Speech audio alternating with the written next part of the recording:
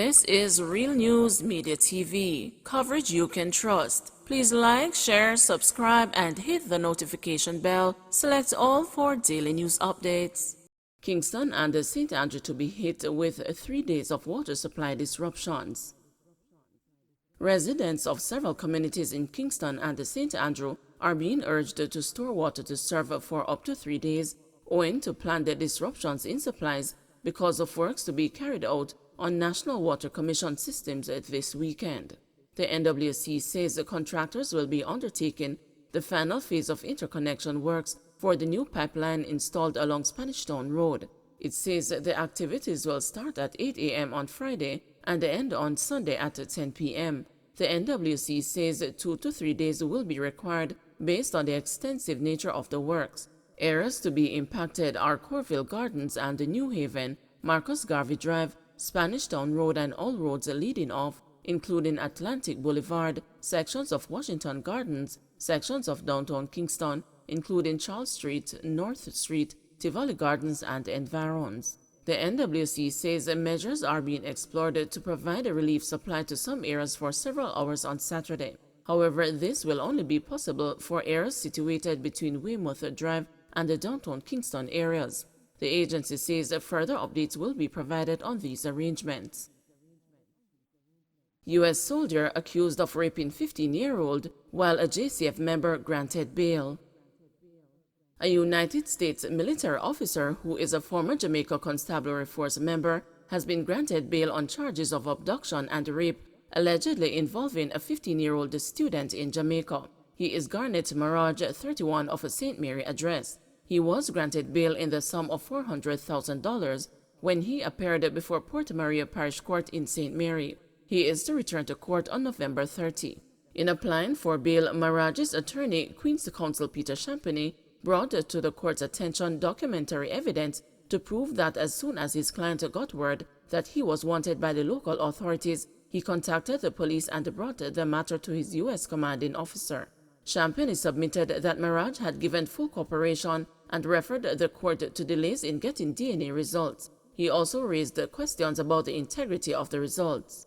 It's alleged that on March 5, 2018, Maraj offered the complainant a ride home. He allegedly drove a different route and had sexual intercourse with the complainant in his car.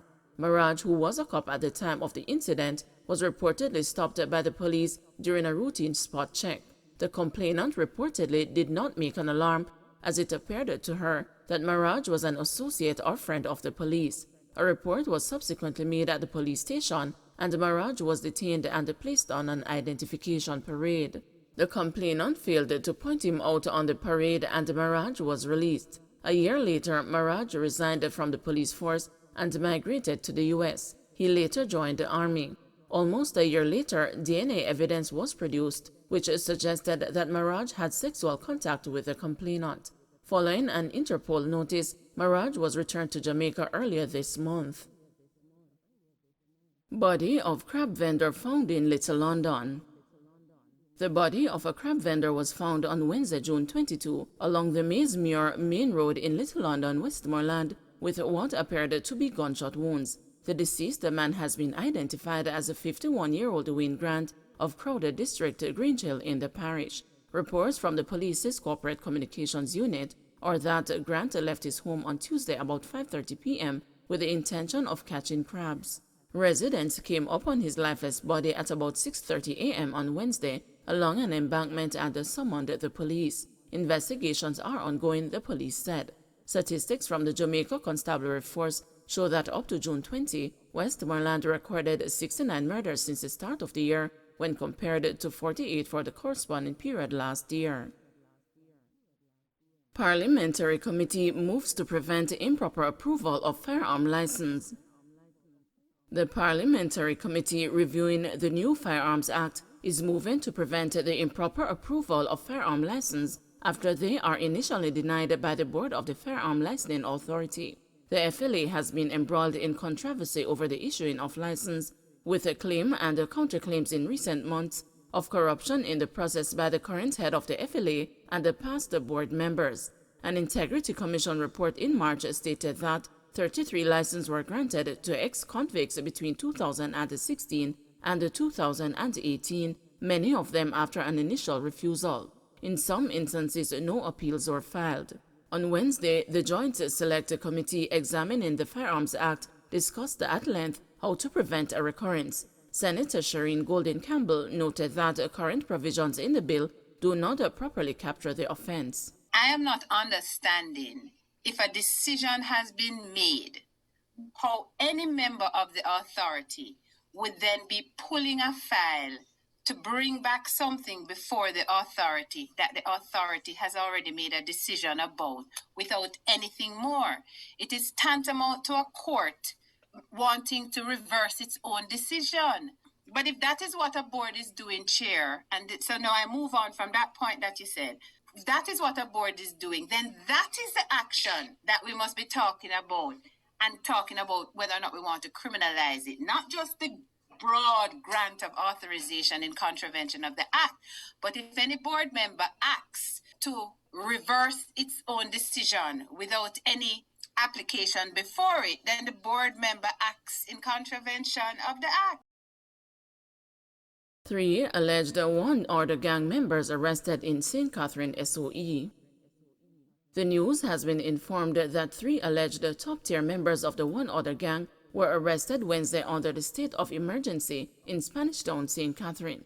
The men were detained during operations carried out by the security forces. The operations have been targeting members of the One Order gang and the Klansman gang, both of which are based in St. Catherine. The news was told that at least 10 top-tier members of both the gangs have been detained since the declaration of the state of emergency on Friday. 3 illegal guns have also been seized since the emergency measure was imposed. Man freed in Wandon gang trial charged again. Weeks after he was released in the Wandon gang trial, Damien Elliston has again been charged. Mr. Elliston was charged last week with illegal possession of a firearm and ammunition following his arrest during an operation in Damhead, Spanish Town. Investigators say he was held with an illegal gun. The news was informed that Mr. Elliston is to face an identification parade in connection with a quadruple killing in Railway Lane, Spanish Town on June 5.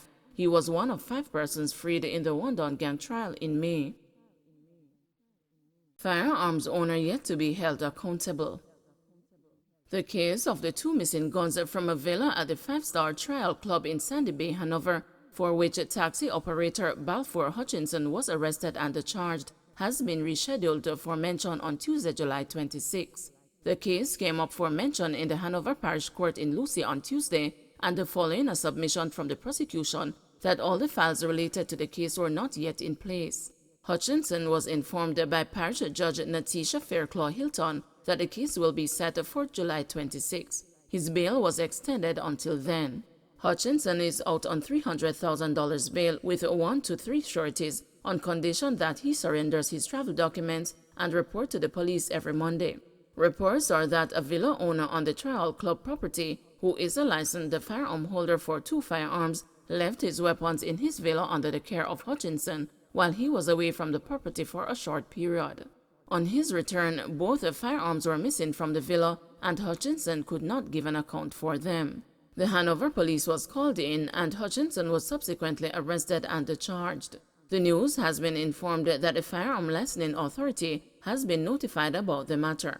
However, the case has sparked questions as to why the owner of the firearms is yet to be held to account. When the question was put to Detective Inspector Carl Brown, who is in charge of crime in Hanover, he refused to give a response, stating that the media does not have to know everything. Brown later stated that the matter is under investigation without giving details. According to him, a determination should be arrived at in 3 weeks.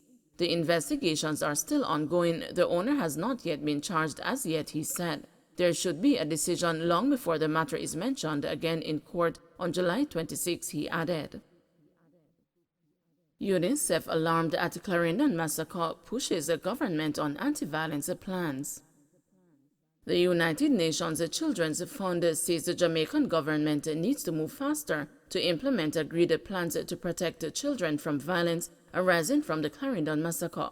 A mother and her 4 children were found dead and their throats slashed at their home in New Road in the parish on Tuesday morning. UNICEF says it is saddened and deeply alarmed by the continued upsurge in violence in Jamaica, and particularly about reports of child victims. This horrific and brutal attack against the most vulnerable members of our society has shocked the entire nation, the UN organization said. It continued, it also highlights the need for the government of Jamaica to accelerate commitments made to protect our children under the 2019 National Plan of Action for an integrated response to children and violence, including investing in programs addressing conflict resolution, anger management, safety in the homes and community safety, and developing and improving partnerships to strengthen community resilience in relation to violence. UNICEF says it is ready to support the government's efforts. 31-year-old Kemisha Wright, Kimanda Smith, 15, Shirley Smith, 12, Raphael Smith, 5, and 23-month-old Keshawn Henry Jr. were killed. Rasheen Barnett, 23, a cousin of the deceased family, is in police custody as a suspect in the case that has sparked national condemnation.